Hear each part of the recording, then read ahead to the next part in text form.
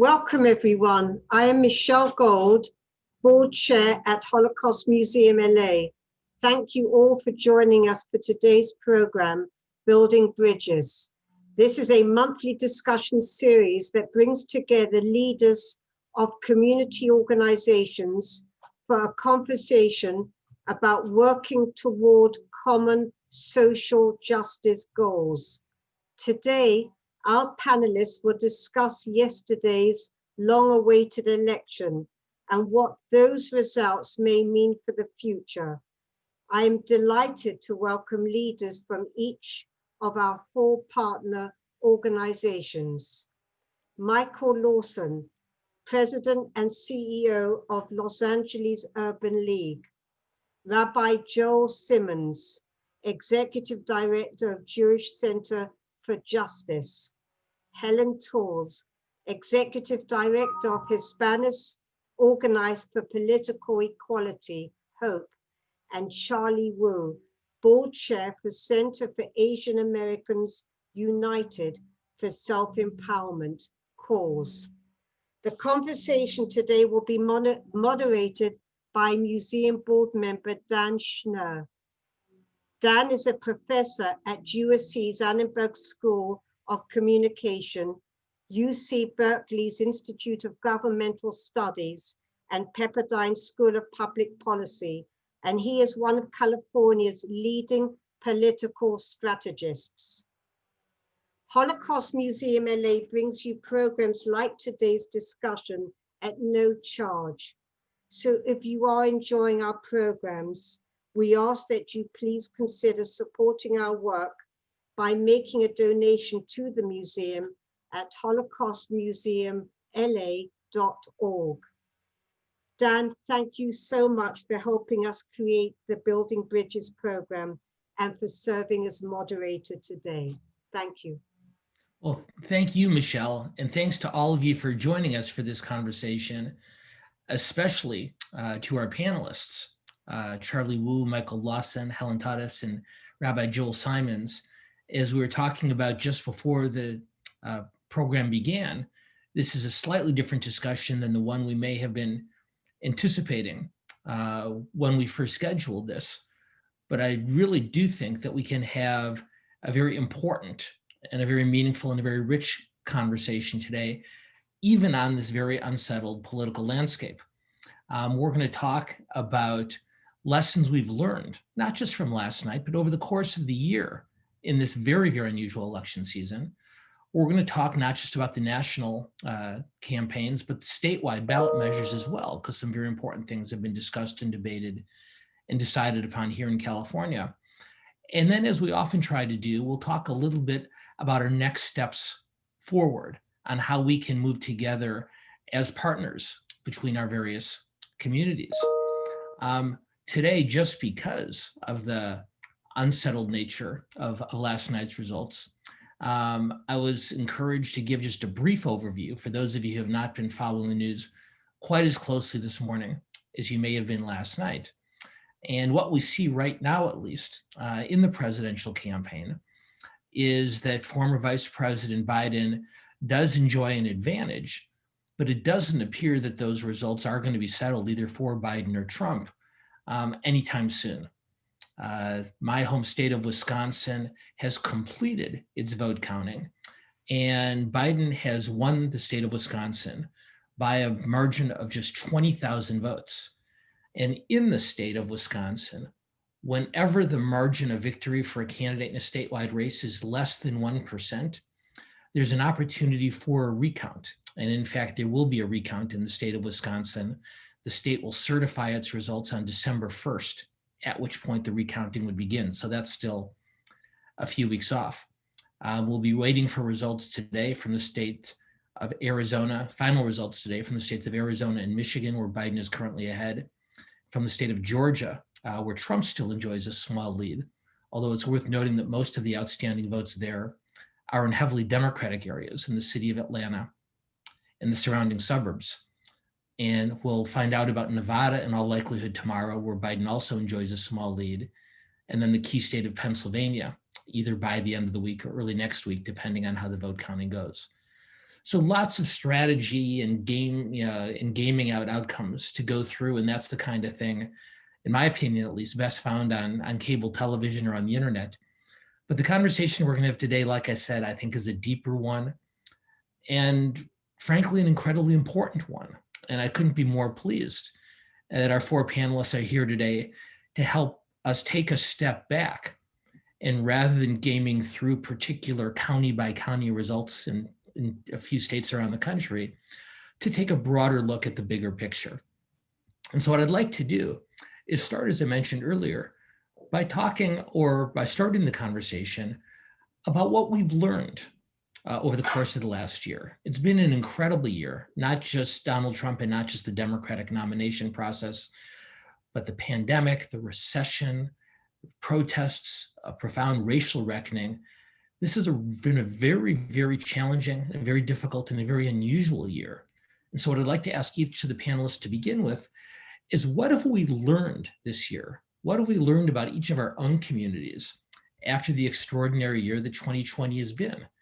And Rabbi Joel Simonds, this has been the first time we've been lucky enough to have you as part of our conversation. So we'll let you start, and maybe you can tell us a little bit about what you've learned about the Jewish community over the course of this incredible year 2020. Thank you so much for having me, and it's an honor to be a part of this panel. I will try my best to make up for the fact that Julie Bank is not here, and she can speak to this stuff much better than I can, but I will try. I think we've learned a lot from this past year, both with the economy, the pandemic, as well as this election. I think we were reminded that this country continues to be quite divided. We are reminded that your zip code says everything. It says how difficult your chances will be to be able to even vote.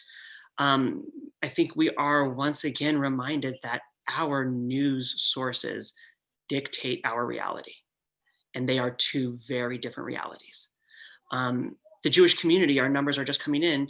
By and large, the Jewish community went over 70% for Biden. So I think the Jewish community as a whole is still left of center in terms of their votes, although we do see that number drop sharply when you look at more of the Orthodox community. But I do have to say, I think the problem is, though, and this is, I think my opinion here, is that the way that we strategize elections and the way that the Electoral College is set up is that we're still not addressing the big issues of our time. We're still not addressing the vision of the future. What we are doing is that we are addressing small issues for small counties, for a small part of the American people. And I think if we were able to take a step back, we're still not there where we're talking about the vision of this country. I think the pandemic taught us that our workforce and our economy is quite fragile. And this election cycle should have been talking about what our vision is for our economy, what our vision is for the future, how we create a job force that can address the changing nature of the times, how we can create a job force that can withstand pandemics.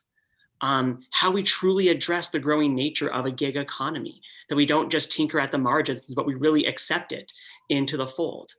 And so I think it exposed a lot, but I honestly believe that until we get rid of the Electoral College, we're still not going to be able to address grand vision and have these big debates that I think America deserves, because we're still just tinkering at the margins, trying to get these small wins rather than saying, where are we today? Where do we want to be in the future? And how do we get there together? Well, Joel, I can't tell you what a perfect way that is to kick off this conversation. I know you haven't been part of these panels in the past, but I think what you framed very adroitly is why we have these programs and why we work together as communities. So thank you very much. Michael Lawson, I'm going to turn to you next, because as Joel correctly pointed out, this isn't just about an election. And I know, as I've gotten to know you over the course of the year, how invested you've been, not just in the political campaigns, but in the broader challenges that all of our communities face. So maybe you can take the conversation forward. Tell us a little bit about what you've learned over this incredible year. Well, Michael, we still have you on mute. Michael, can you? Thank you. Yeah, I apologize for that. Thank you very much, Dan. Thank you very much, Rabbi. I think that your analysis is right on point. I would talk about the same thing from an historical perspective, though. I think that we were, at least I was, somewhat surprised at the support that the Republicans got in this election and in the election just before this. And I thought about this and I said, I really should not have been surprised, because the goals or the gains that we were able to achieve over the past 20, 30, 40 years, when you look back, most of them didn't come through elections.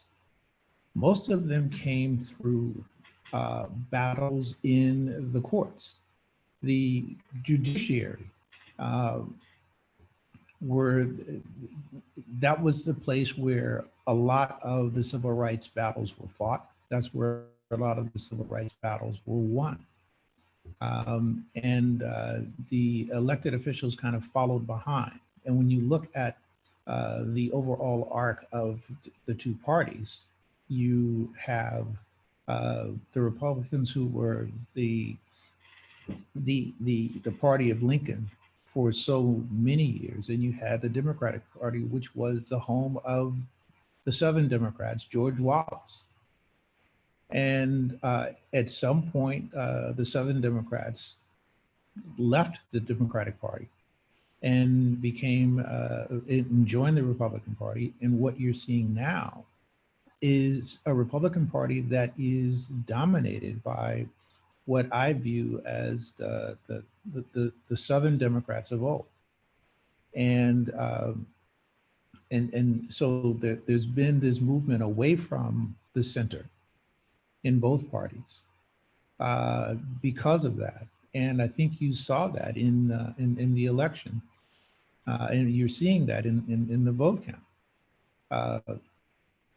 Does that mean that everyone who voted for Biden, or everyone who voted for Trump, is kind of a monolith?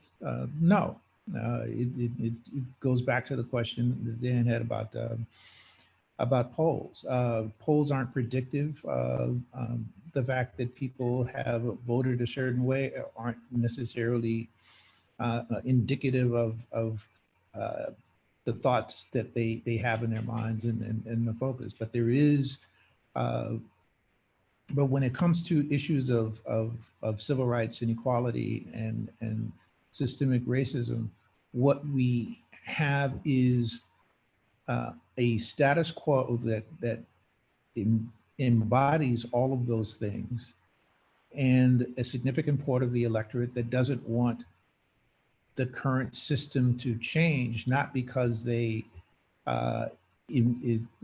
embrace systemic racism, but they've benefited from the current system and are afraid to change the current system. So I say that to say I'm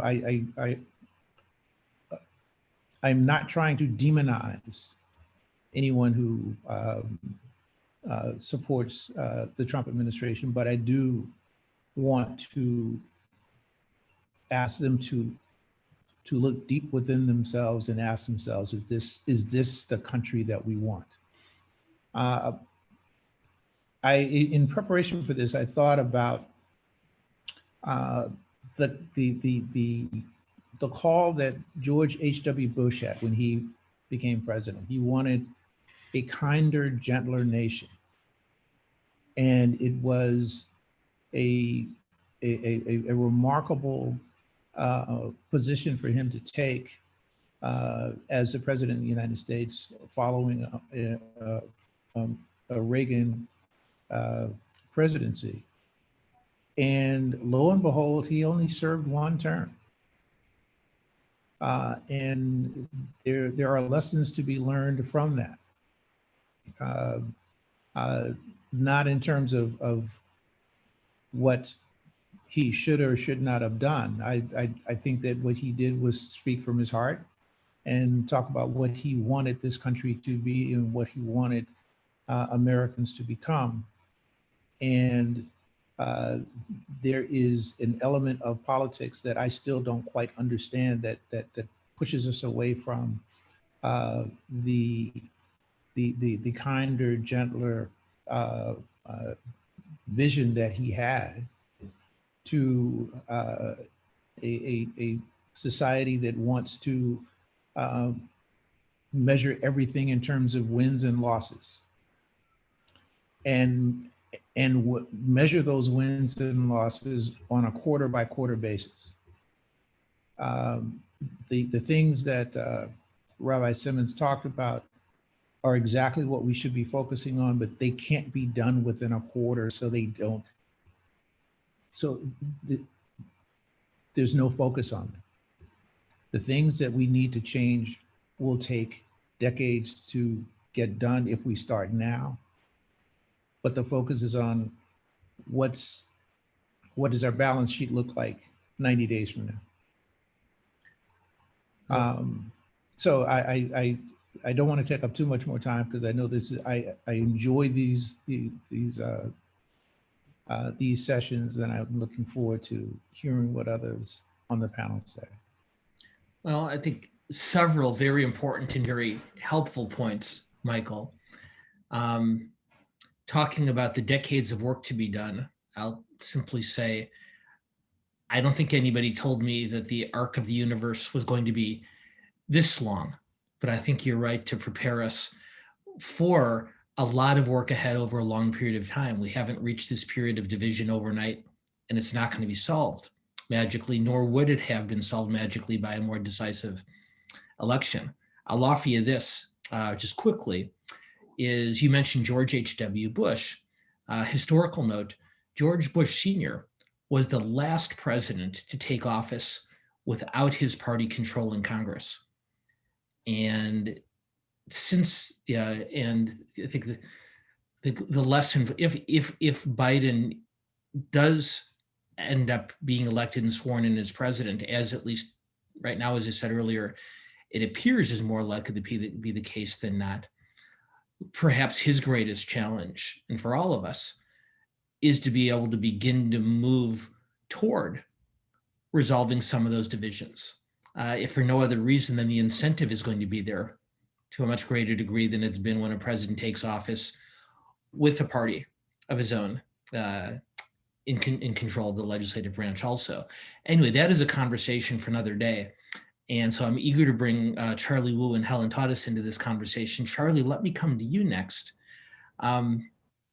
Once again, the similar question I would ask you, but of the Asian Pacific community, what have you learned this year from talking to and listening to and working with the leaders in the various Asian Pacific communities, plural, that are our friends and neighbors here in California? Yes, Dan, thank you very much for the question and the opportunity. Thank you for the Holocaust Museum for inviting us. You know, actually, we start today looking back at the election, the same place we were in last month, 2 months ago. You know, Biden had a little more options to go to, you know, to reach 270 electoral vote and become the next president. But then, if we were hoping for a clear, decisive, you know, where the country is, and it's obvious that the Republican and Donald Trump's faction of the Republican Party, they're not going to give up. You know, I think they see this as an encouragement. And if we look back at the Asian Pacific American community, in the last 20 years or so, we have been gradually drifting to more progressive side, from a Republican-leaning community to sort of in the middle to a little bit more progressive. You know, when I look at the exit poll from different states, I only find Nevada, which shows that the the API community slightly favor Biden over Trump, but not as much as the Latino and the African-American community. So again, the community is right in the middle of the white community and the other communities of color, which, as we would have expected, to there's not a whole lot of further movement to the progressive side. At least it appears from the Nevada exit poll. But I think sometimes when you look at the average, it's a little bit deceiving. By my personal experience, the passion for partisan politics is just as bitter in the Asian Pacific American community. Although, when you look at the number, we're the moderate number, but individually, I think the passion for each side are just as strong as the community at large, as the American public. And let me give you an example, right? When you look at the communities, a lot of them are an immigrant community. So basically, there are two issues, like domestic and international. An immigrant community in general have a better global perspective about the world, right? So you think that if people have a global perspective, would have a similar leaning, wrong here, okay? I have talked to Asian American friends that said they can absolutely not stand Donald Trump because he is a bad example. He's not the beacon on the hill that shine the light on representing the best of democracy. He absolutely degrade our country and set a bad example for the world. That I have other Asian American friends just as passionate, thinking that Donald Trump, now you know that most Asian countries have been under the threat of communism and socialism for the last 50, 70 years. They really feel that Donald Trump is a last hope to start the spread of socialism and communism. Hopefully they have some kind of global change in philosophical and political leanings. So in that front, he's just as passionate. And the domestic front, I mean, when you look at economic opportunities, the community always has a more positive outlook that our generation might suffer discrimination, but the near future generations would have a better opportunity because this is the United States. But when you look at the young people, as we did the polling, the young people feel that the opportunity that available for older generation are not there for them anymore because of economic and social political system, and particularly like economic, racial injustice, healthcare. They really feel strongly that something had to change. And so my observation is, you see more, by the way, when you look at Proposition 16, affirmative action, and pro against Donald Trump, a lot of those public protests were led by Asian American community. In the past, we keep our political opinion to ourselves. We don't talk much. But now I think we've been more vocal, visible, and actually more divisive, more passionate. And as I said, we're just delaying this big discussion down the road. And I think, unfortunately, the division will continue, unfortunately. And the silver lining is Joe Biden might be the perfect candidate to heal the country and bring people together. That's my hope. Well, I think several very important lessons there, Charlie. I'll be eager to come back in just a minute to talk with you and with the others specifically about Proposition 16 here in California, which appears to be headed to defeat, although we don't know for certain yet. But you talked in particular about something that I feel is really striking. That is, those who come from other countries where the specter of socialism or communism is still a really strong determinant in their vote in this country. And Helen, I know this is something that you've spent a lot of time thinking about, so it's certainly not the only thing that you've learned over the course of this past year.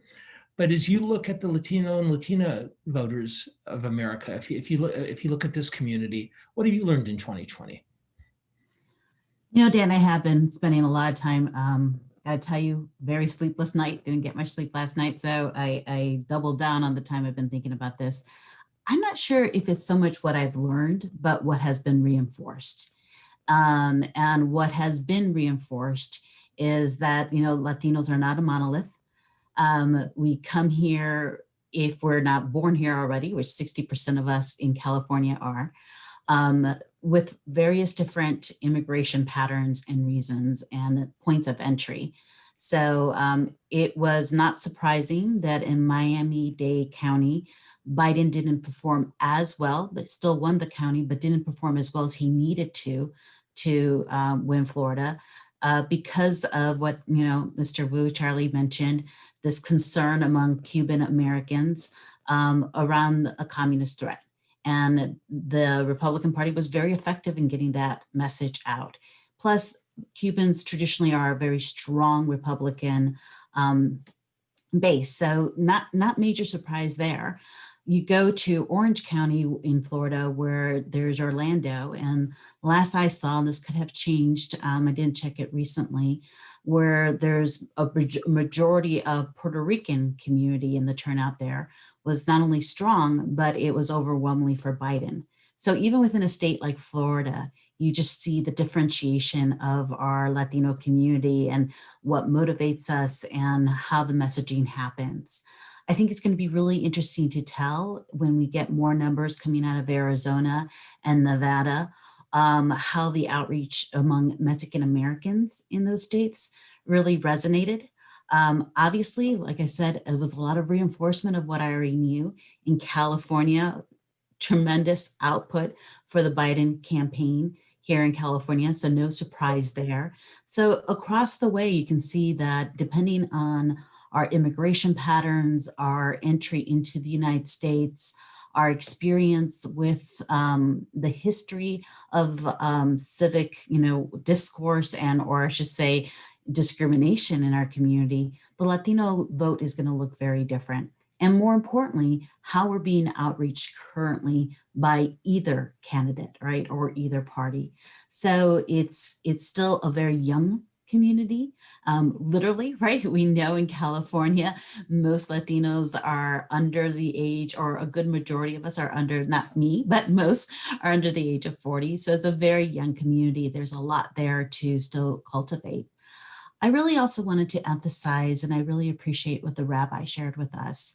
I think we have gotten into a pattern in the United States, at least for my lifetime, where we haven't taken a pause and really discussed outside of the circles in which we do this. If you go to the Aspen Institute or you have the luxury, but as a real community, discuss what the vision is of the United States. Really discuss what is our moral compass. And I feel what you're also seeing, and I'm pretty sure what's going to be shown, is that there is not only a divide of 50-50 between Democrats and Republicans and everyone kind of going their corner, but we're going to see a huge divide continuously about under those that have high school degrees or diplomas, to those that are highly educated, to those who live in the coasts versus in the Midwest, who perhaps don't have as much opportunities for economic success. We're seeing this divide really tear us apart, and no one, and nor do I think it should be a person or a cult of personality, but it's really a compass upon all of us to take that pause, to learn how to get out of this rhetoric and this horrible hamster wheel that we're in or whatever, and start really discussing, what does it mean to be a United States citizen? What does it mean to be a resident? What does it mean to be a new immigrant in this country? And what does that stand for? What are we signing up for? I think those are important conversations. I think there are conversations that are way overdue. The last point I wanted to emphasize is that there is an incredible gender divide happening in the Latino community. I made reference to this before, but we're definitely seeing it in small numbers, but I think something that we need to pay attention to. Latinas, by just a small majority, we're 52% of the Latino electorate here in California. So we're just a little bit more registered to vote, right? We come out in larger numbers. We're progressing at higher numbers from high school education to college. So we know that there starts to be a gender divide when you start seeing that Latinas are progressing perhaps in economic ways that their counterparts are not. And you're seeing that across the country as well. Not in major numbers yet, but I think that's something important for us as Latino leaders to take pause.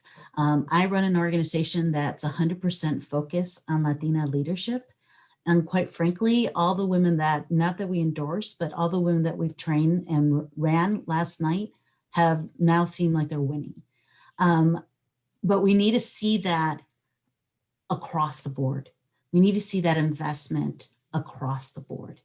And when we first started HOPE, people used to joke around and say, oh gosh, we need a HOPE for Latinos.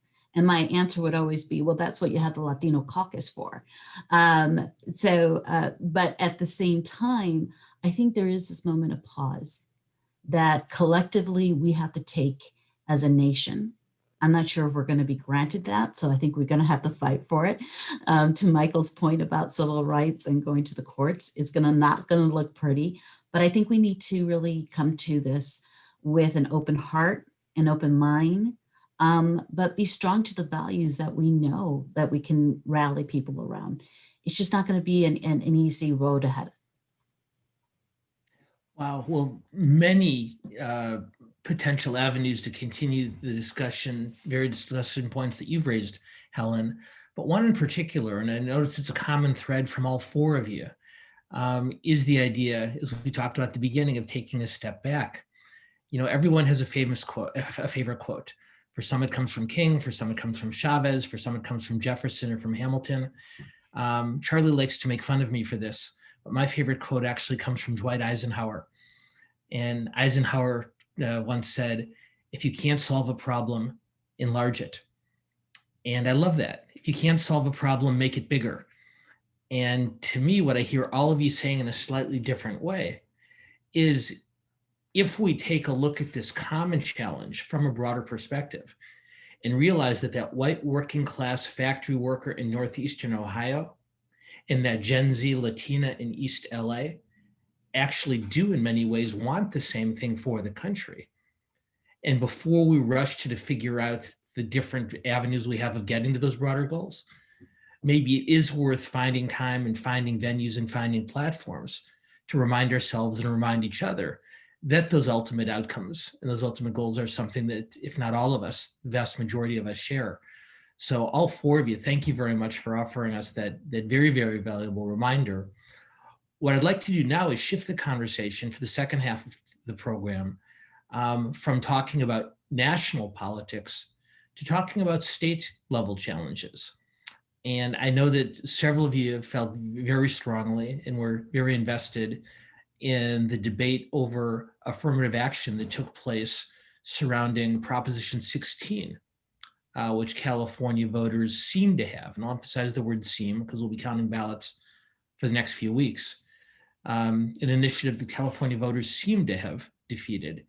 And Charlie, you mentioned this a few minutes ago, so I'll start with you on this round of questions. Maybe you can tell us a little bit, given where it does appear that 16 is headed, what that tells us about our own very, very diverse state and what our challenges are here. I guess, our position on Prop 16 really illustrated the different perspective of the API community, and I want to take the politics out of it. I want to take the partisan politics, use it as a wedge issue or political event. I want to take that out of it. You just look at the concept of, and I see both sides. Their argument are based on really the fundamental values of what America stands for. One is that for those that oppose affirmative action, really believes and that anybody can be successful, you should be judged on your own individual merit, okay? There's nothing wrong with that argument in itself. And then on the other side, those that are for affirmative action believe that Americans want to help those that are left behind, and we need to level the playing field so that all of us can advance and move forward together. And I think that's where the debate comes in heated. And then when you add politics into it, and that is sometimes it distorted the whole discussion. And let me explain a little bit further, because obviously the affirmative action concept was put in the late 60s, early 70s. And at that time, the API community was really small and quite disadvantaged. Nobody paid attention to them. So affirmative action was good to the API community. However, since the immigration reform, more immigrants come in, a lot of them are much highly educated, and they are from countries that value meritocracy, okay? We know in all those countries, relationship, who you know rather than what you know, but academic performance, going to college, taking tests, has always been a path for those that have no, relationship to excel. So, that's what happened in China. You can get high places by be number one in the national exam. I think the same in most Asian countries. So they carry that concept here, and they think that United States should be even more open to individual accomplishment. But they, of course, they haven't been aware of the other side of the coin, which is that API, long ignored, had benefited from affirmative action. And now that we are, on average now, we still have many in diverse communities. Some that are very successful, some are not very successful, but the average, although our average is better than a lot of communities, there's still a lot of disparity that we need to do something about. And our understanding of social justice and racial equity system really, drive us for those that support affirmative action. And then that's where the divide is. And unfortunately, it turns into a political debate. And I think this is something that both sides should really, I think that in a way, the fundamental value, they both have legitimate concerns, like some poor Asian family, and they want opportunity to get in to UC at the best UC system, university system, regardless of, whether, the system is overrepresented by other Asians or not, because they want to be judged individual merits. And those that believe that affirmative action believe that we should help those that are not equipped and give them the opportunity. So that is a debate. I think if both sides can talk about it, we can find a compromise. But unfortunately, when you add politics to it, it just becomes the way it is. Well, you're exactly right, Charlie. They say that legislation is a scalpel and a ballot initiative is a sledgehammer. It doesn't leave much room for negotiation or for compromise. So you're exactly right. Helen, I know from our conversations, and I know the thinking you've been doing, is that Charlie's point about the differences of opinion within the Asian Pacific community are not unique to his community. So maybe you can talk a little bit about the discussions surrounding 16 and how Latino and Latina voters have approached it from different perspectives. Absolutely. So what we have learned from Proposition 16, and I just want to give a little bit of context from how I understand it. This proposition was put on the ballot late June, early July. So there didn't leave too much room for education of what exactly it meant and what it would translate to in actual policy. And I think that's something important to point out, because to Charlie's point, it really just brought up familiar arguments on either side. And we also were in a time frame where a whole generation of Californians did not have any context of what affirmative action was, is historical context, nor any analysis comparatively to the fact that California is only one of 9 states that does not have an affirmative action policy. There wasn't enough time to do that type of education. So what did that translate to in the Latino community? What it translated to was a lot of confusion, a lot of opportunity for, or lack of opportunity for discussion and for education. And a lot of missteps, I believe, in how we approached and discussed this, because a lot of the proponents for Prop 16 came in with this assumption: California is a progressive state, we're going to adopt progressive policies, and not taking a step back and really thinking through, what does that mean to Latinos and Latinas? How does this translate to a very young population who is somewhat new to some of these discussions?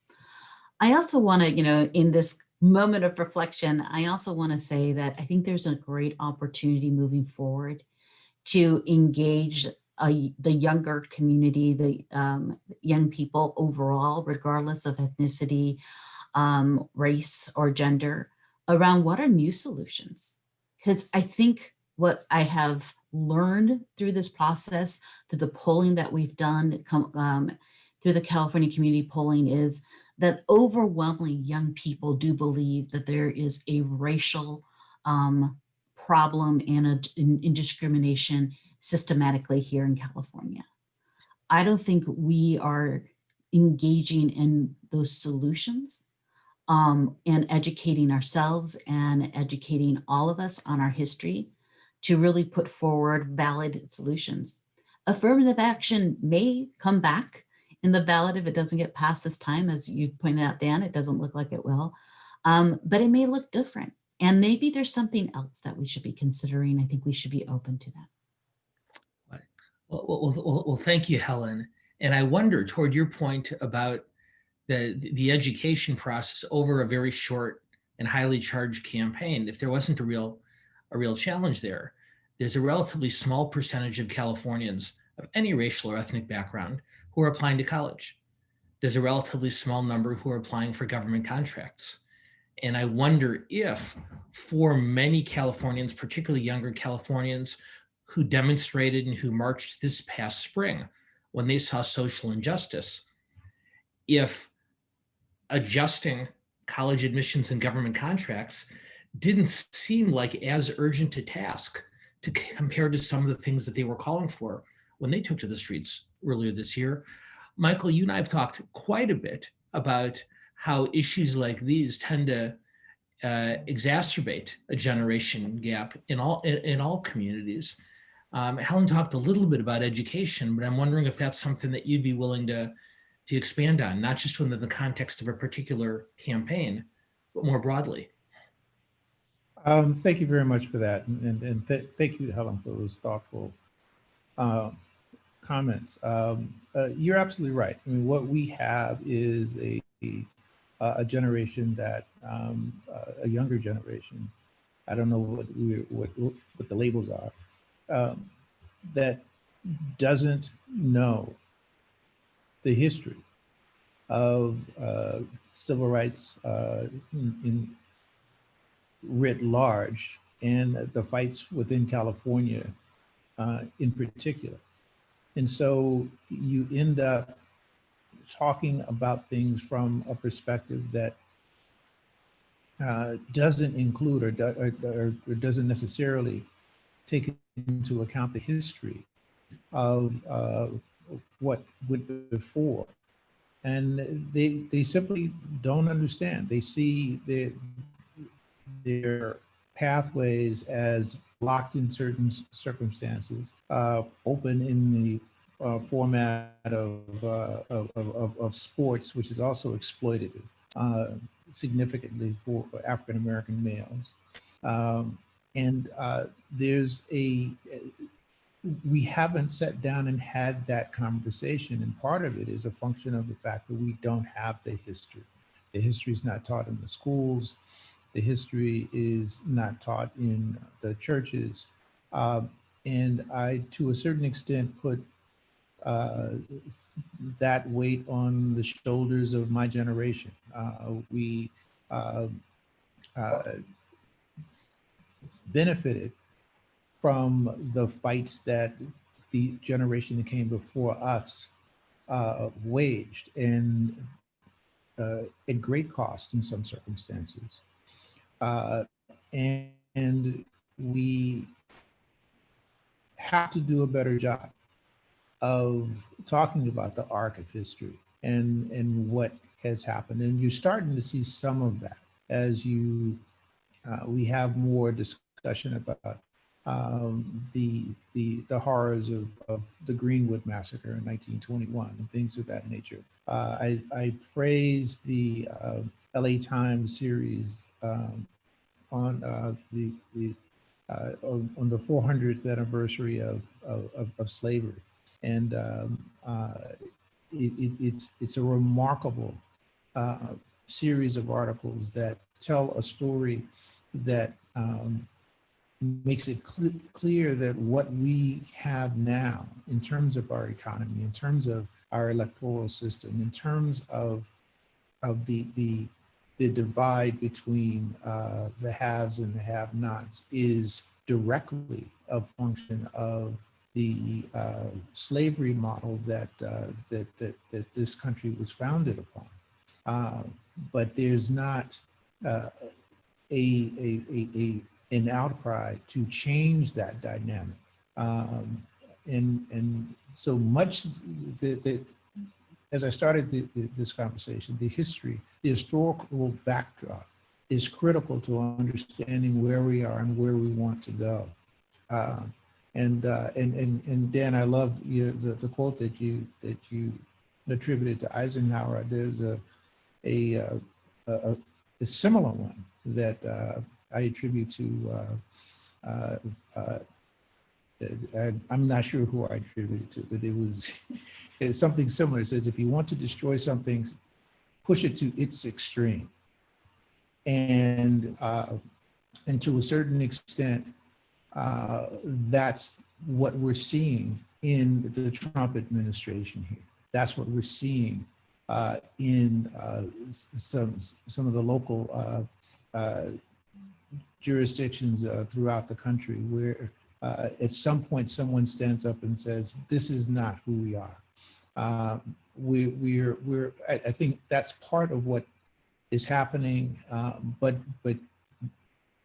getting to that conclusion requires you to understand how we got to where we are, and much of that is a function of how we treat our history. And in this regard, one of the things that we have to do is collaborate more with everybody who's on this panel, and not just understand our own history, but understand everyone else's history as well, because there are areas where our histories not coincide but intersect, and we must honor that and honor the steps that were taken to move beyond that. Listen, the Holocaust Museum is the principal and the prime example of that. It is the African American Museum in Washington, D.C. is an attempt to follow that model, and I give high praise to President Bush, who supported that, and President Obama, who was able to open it before his term ended. It's critical that we understand where we were in order to figure out where we're going to go. But I caution everyone that things may get worse before they get better.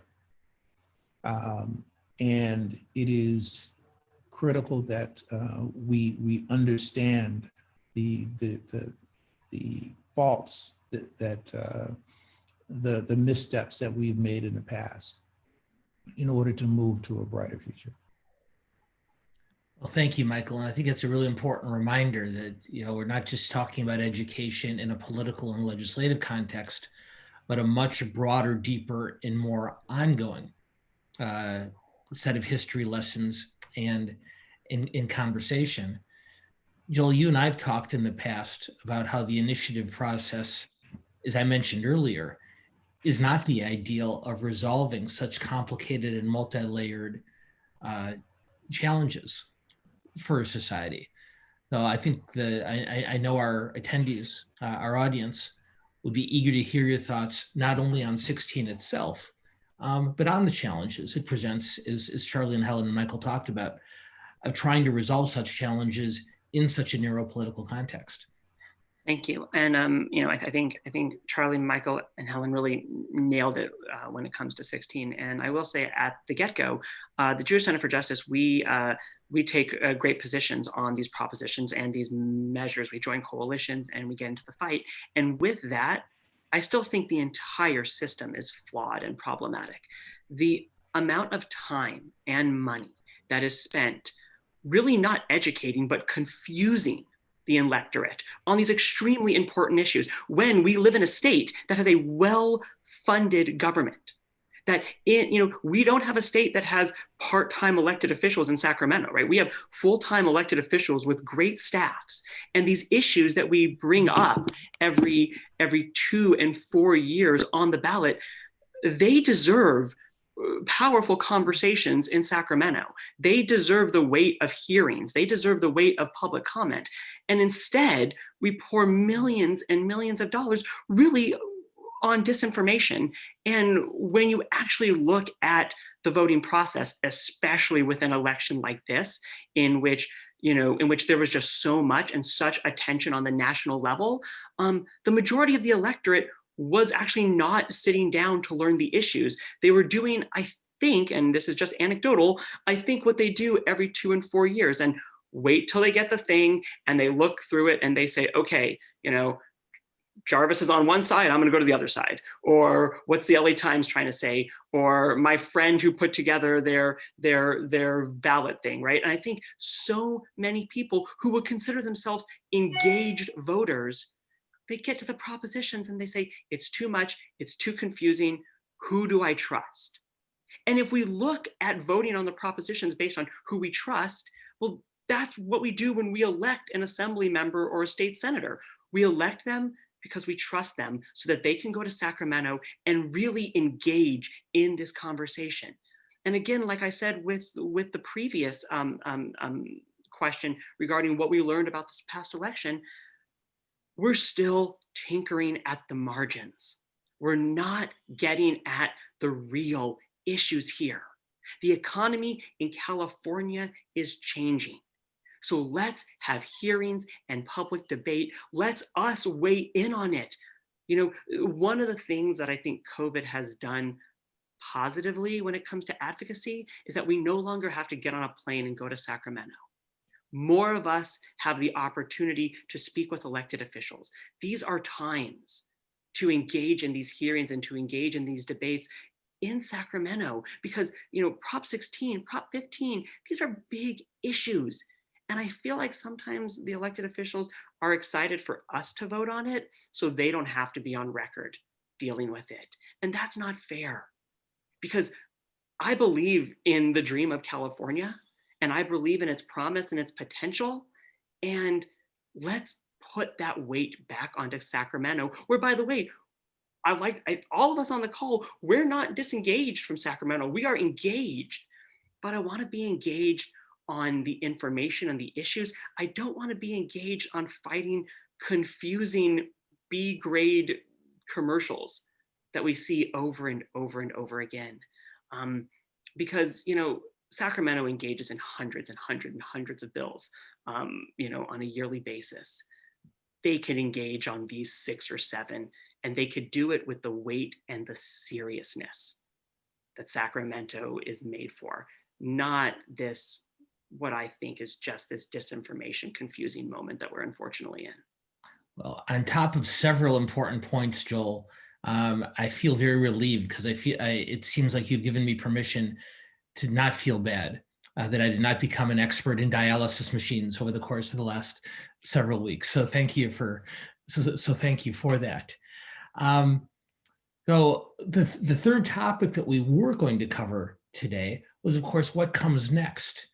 And given that we had such a deep and rich conversation on the first 2 topics, I'm afraid we're not going to get to that in the depth that we had planned to today. But maybe that's a topic that we can take on in our December program as we wrap up the calendar year 2020. In the meantime, though, I'd ask each of the panelists if they could, in just a sentence or 2, knowing that we'll talk about it in more depth in a few weeks, if you'd be willing to offer a quick thought on how we can best move forward toward our common goals based on what we now know and based on what we've now talked about. Helen? I was shaking my head. I'm like, oh God, please don't call me first. I'll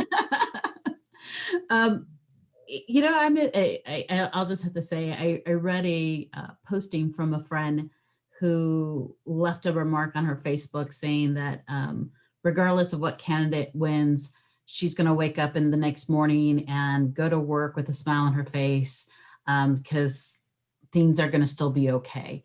And that really brought home to me about how different communities have different stakes in this game. And I think that's what comes next. I think we need to really explain, especially for our dreamers, 200,000 of them in Los Angeles, what's at stake here. And that the vast majority, regardless if you're Republican or Democrat, your life will continue. It'll feel just fine. But there is a strong minority out there that's really suffering. And I think that is very much in line with the education that needs to happen among all our communities about the minority voice and the need to ensure that we're all in this together, to say that quote, but to ensure that we understand that there is pain and suffering going on right now, and it's very real. Well, Helen, thank you very much for that overview and that preview of what hopefully we'll be able to talk to in a few weeks when we gather at the beginning of December for our next conversation. Michael and Charlie and Joel, I'm going to apologize to you because we are just about up against our hour, but I think we'd all agree that Helen's summary is something that we can all stand by and all applaud. And when we gather again on the first Wednesday in December to continue this conversation, all five of us will have the chance to give that important question the depth and detail it deserves. I also realize for our audience that we didn't take questions from all of you today, and I think that was a result of the unique circumstances.